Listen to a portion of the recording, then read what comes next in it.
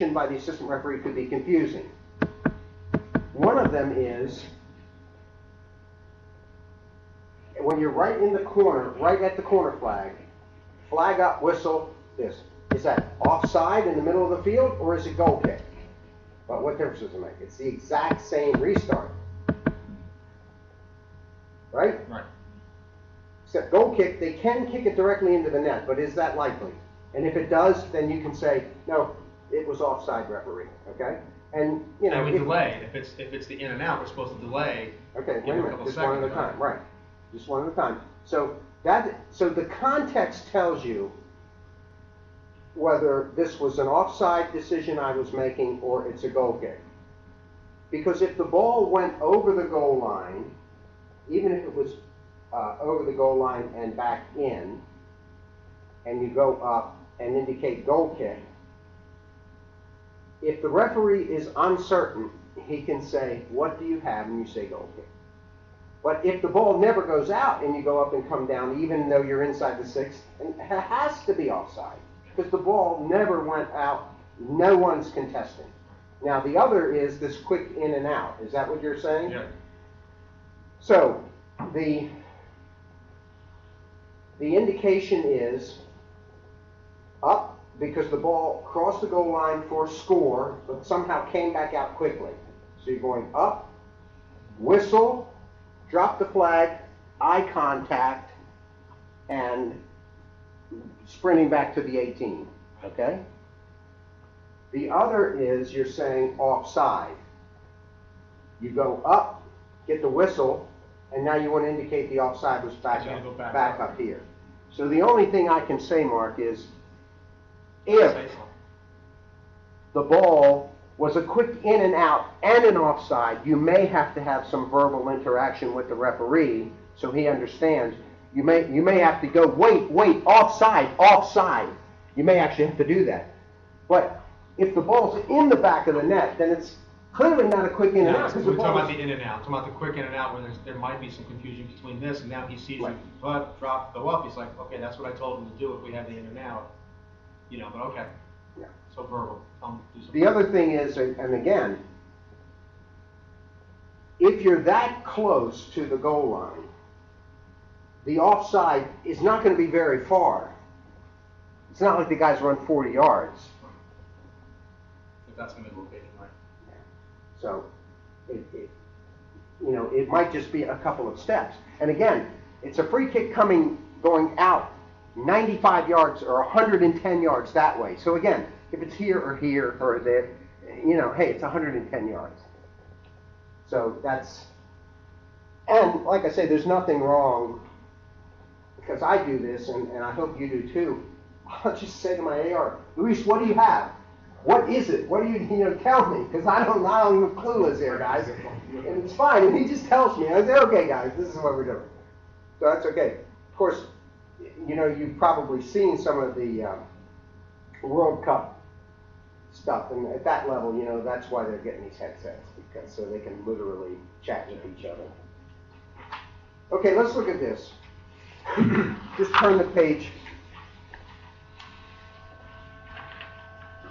So, question number 1. Remember I said, what is the subject? What are they asking? What are we talking about? And the first 2 words, for safety reasons. So immediately you say, okay, this is an issue of safety. And then you read the rest of the question, the goals must be anchored. Of course, safety. So it's, again, this is an obvious one. No one misses this one. But it's an illustration of what I'm talking about. And so as good test-taking technique, read the entire question. First, read the entire question, okay? And then ask yourself, what is the question about? What's the topic? What's being asked here? And then go back and read it a second time, and almost surely you will get the correct answer. So everyone understands that the answer to question 1 is true. Does everybody agree with that? The goals must be securely anchored. And what I was trying to get and we were having technical difficulties.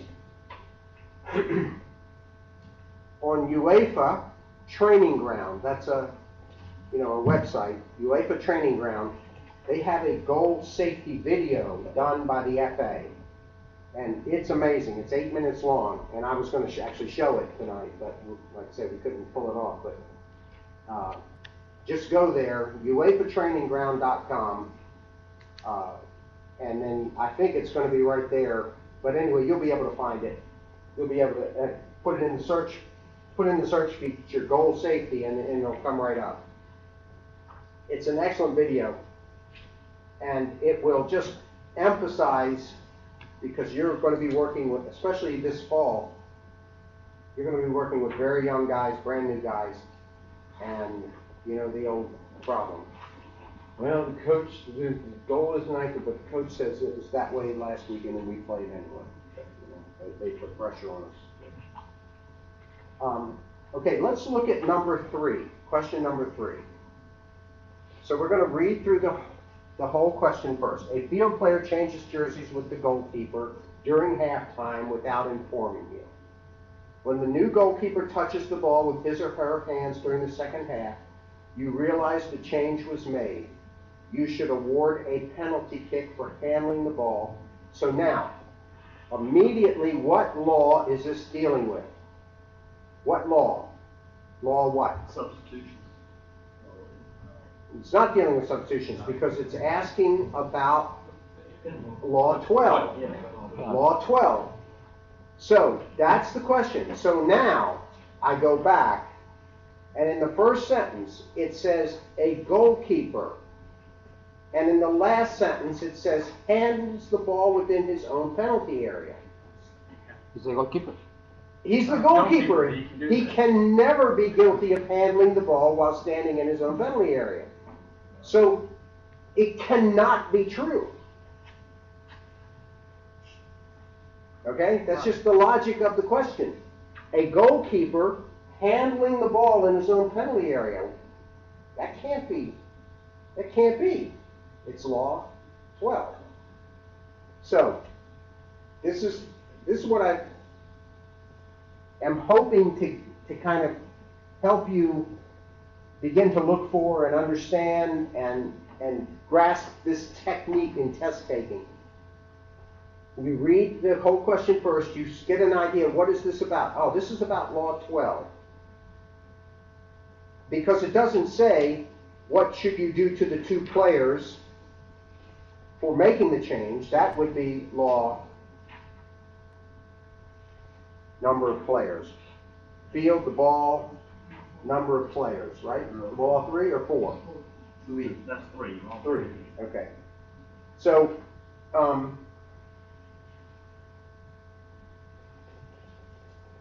so it says you should award a penalty kick for handling the ball. So, like I say, it's telling you it's a Law 12 question. It's asking you about Law 12.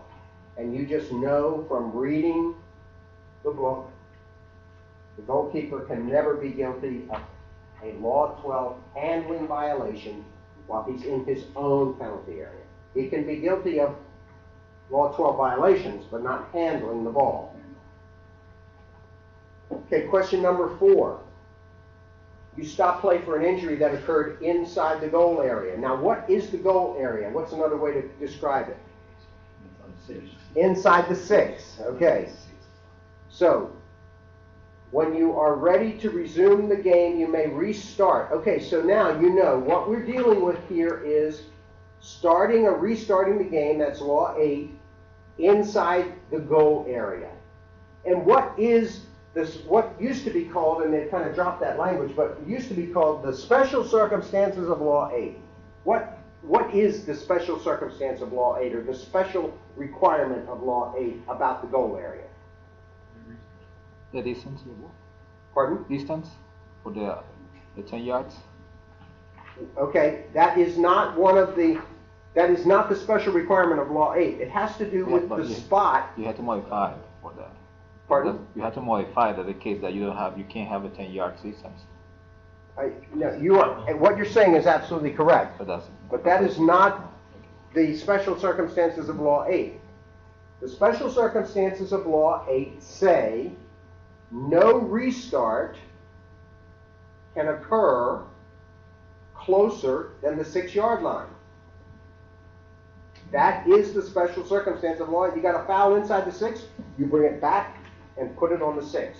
You have a drop ball inside the 6, you bring it back and drop it on the 6. Never closer than the 6-yard line. That is the special circumstance of Law 8. So now, the key to passing the test is just reading and rereading and rereading and rereading this book. Okay, so keep this book with you and read it at lunch, read it, before the game, read it at halftime, read it after the game when you're having a Coke or something on the way home. Just read it, read it, read it. Because you have to become familiar with the language. Because the language is repeated in the questions.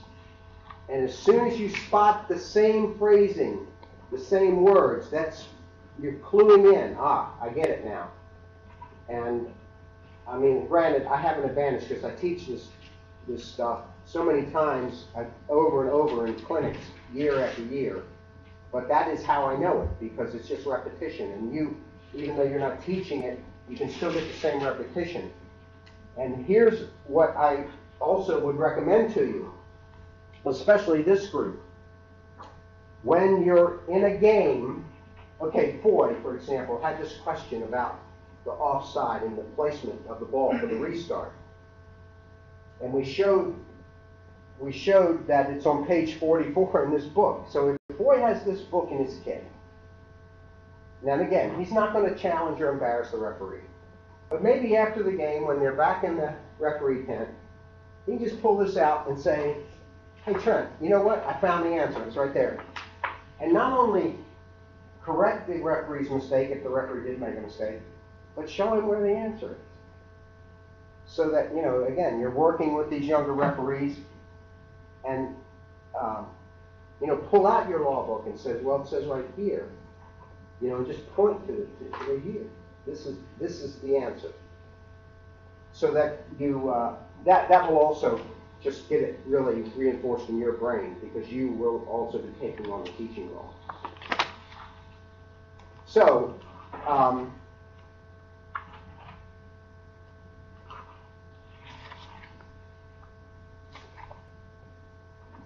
so for question 4, we know that it has to do with Law 8. It has to do with a drop ball inside the goal area. And the last part of the question says, from any spot within the goal area. Well, that cannot be true. It cannot be, because Law 8 says it must be dropped on the 6. No restart can be closer than the 6-yard line. Look at question 6. Again, the start and restart of play, because the last phrase is the goalkeeper may participate in a drop ball restart. So what are they asking about? They're asking about restarts. Law 8, drop ball. Well, anybody can participate in a drop ball, right? I mean, you don't care. You don't care if you have 22 guys there or no guys there.